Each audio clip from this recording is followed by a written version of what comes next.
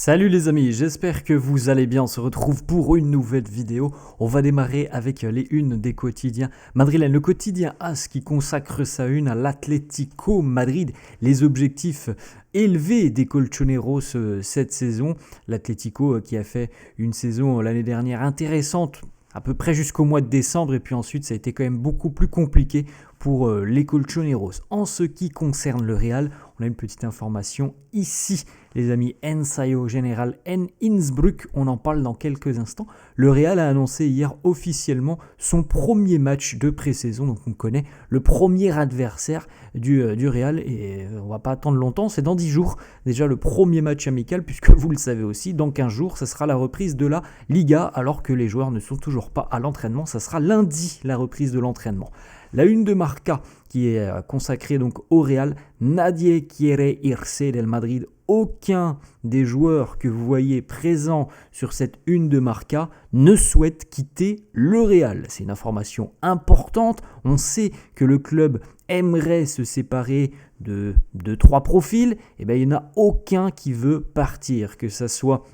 Alors, parmi les joueurs que l'on retrouve sur cette une de Marca, les amis, ce sont des joueurs qui sont potentiellement sur le départ, alors certains plus que d'autres, mais on a quand même une belle liste, hein. On a quand même 9 joueurs qui sont présents sur cette une de Marca, en passant de Lunin, Gonzalo Garcia, Dani Ceballos, Rudiger, Alaba, Fran, Mendy, Hendrick, Rodrigo, 9 joueurs susceptibles d'être un peu mis dehors entre guillemets, mais comme je l'ai dit, il y en a quand même qui ont plus de chances que d'autres de partir.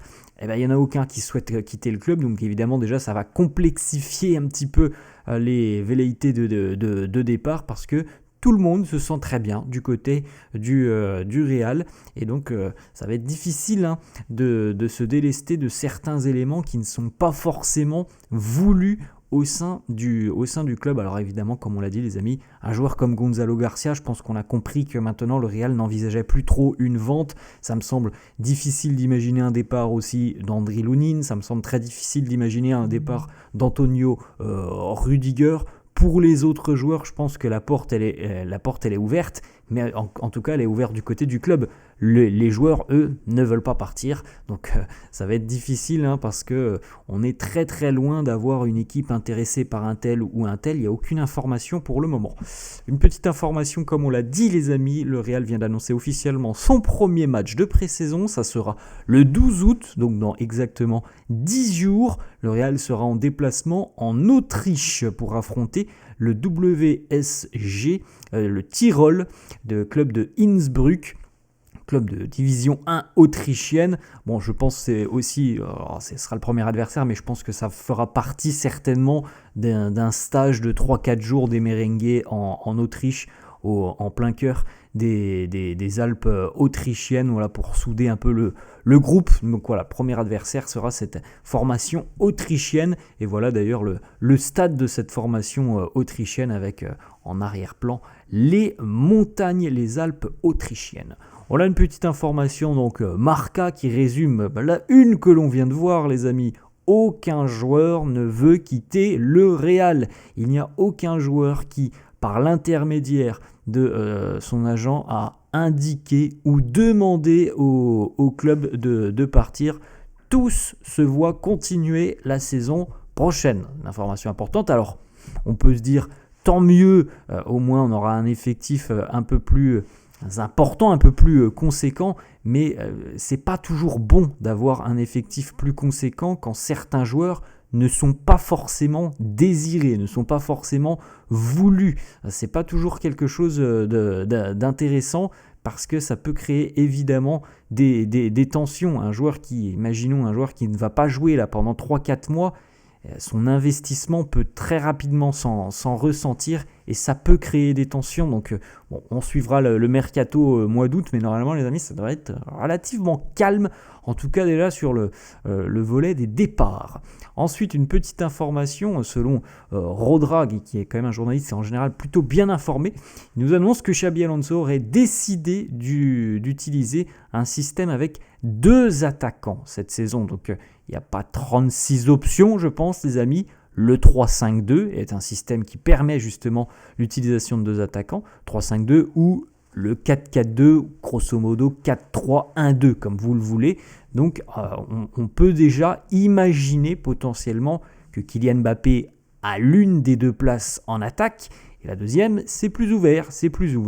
On a un joueur comme Gonzalo Garcia. Est-ce que ça peut être un duo comme Vinicius ?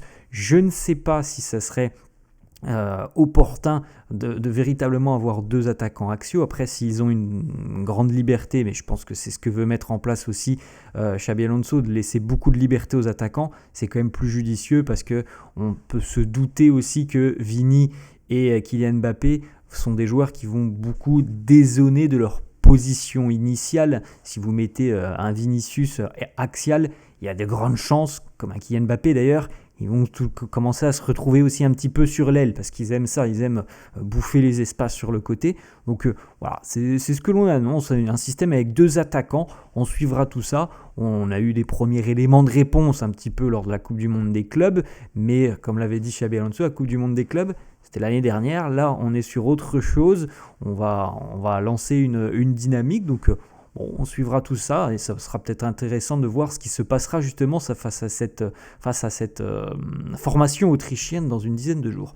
Les petites informations, Franco Mastantuono à l'aéroport en Argentine, il a pris un vol direction Madrid. Franco va arriver aujourd'hui du côté de Madrid. Il le dit, c'est l'heure du Real Madrid. Ça fait tellement longtemps que j'attends ce moment. Il nous dit aussi, je suis tellement impatient d'être un joueur du Real Madrid.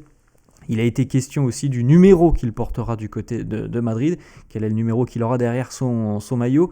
Est-ce que tu aurais voulu porter le 10 ? Il nous dit oui, évidemment, mais c'est Mbappé qui l'a, il n'y a aucun problème avec ça.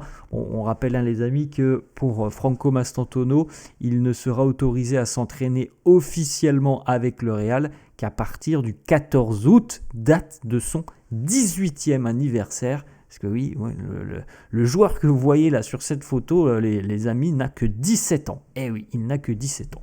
Ensuite, petite information encore une fois de Rodra qui nous annonce que le club à l'heure actuelle qui intéresse le plus Rodrigo, donc on parle bien de l'intérêt de Rodrigo envers un club et pas de l'inverse, le club qui attire le plus Rodrigo à l'heure actuelle, c'est Liverpool. Mais comme on l'a évoqué depuis quelques jours, ça commence à être beaucoup plus compliqué parce que Liverpool a quand même plutôt posé ses pions sur Alexander Isak à l'heure actuelle, donc c'est plus compliqué. Alors on verra ce qui se passera entre Liverpool et Newcastle.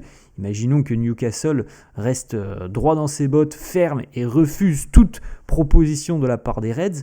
Peut-être que l'on pourrait imaginer cette fois-ci que Liverpool passe à l'offensive pour Rodrigo. C'est pas la tendance à l'heure actuelle. Autre information, Rodra qui nous dit à l'heure actuelle, le feeling c'est que Rodrigo va rester au Real Madrid, mais on ne peut pas écarter en fin de mercato un mouvement de dernière minute. Donc on suit évidemment ce qui se passera les amis. On a bien compris quand même que certaines portes se sont un peu fermées. Le Bayern par exemple, Arsenal qui est visiblement beaucoup plus en retrait maintenant, Liverpool qui n'en fait pas sa priorité à l'heure actuelle, donc c'est un peu plus compliqué. Donc évidemment à l'heure actuelle la tendance veut plutôt à une continuité de Rodrigo du côté du Real, mais bon, il peut y avoir des modifications d'ici à la fin du mercato. On a une petite déclaration de Gavi du côté du Barça qui nous dit évidemment que le Real a peur, que le Real est inquiet. On a gagné 4 Clasico l'année dernière, 4 sur 4, ce qui n'était jamais arrivé auparavant. Donc il est logique qu'ils soient inquiets. La saison dernière, nous avons été spectaculaires. Eux n'ont rien gagné. Ils ont signé de bons joueurs, mais on verra bien ce qu'ils feront cette saison. Nous avons une très belle équipe. Nous devons juste être nous-mêmes. C'est tout.